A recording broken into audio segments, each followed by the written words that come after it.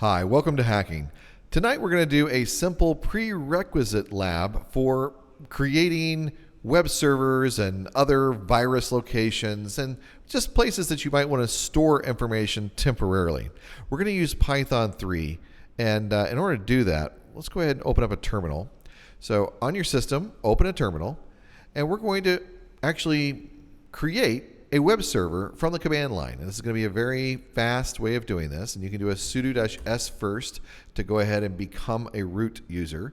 Then you're going to use Python 3, a module which is called http.server. And we're going to do it on port 80. So you can see my IP address there is 10.10.10.108. I'm going to go ahead and open up a web browser. When I open the web browser, I'm going to go to 10.10.10.108 and press enter.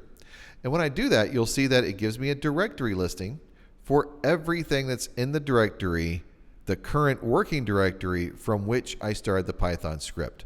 So let me move this over a little bit, and we'll make this a little bit smaller so everything fits in the screen a little more nicely. Okay. Now, having done that, you can see we have a directory listing. Over in the Python script, you can see a message stating who connected. We can see that it was actually coming from me, so I connected.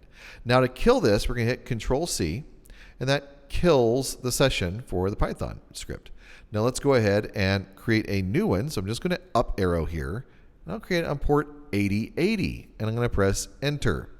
Now what I want you to notice here is if you go back over to port 80 here and you try to access the system, so we got 108, I press enter, then it says, hey, there's no server there on port 80, or there's no web server available. So let's go ahead and put a colon at the end. No, don't delete all that.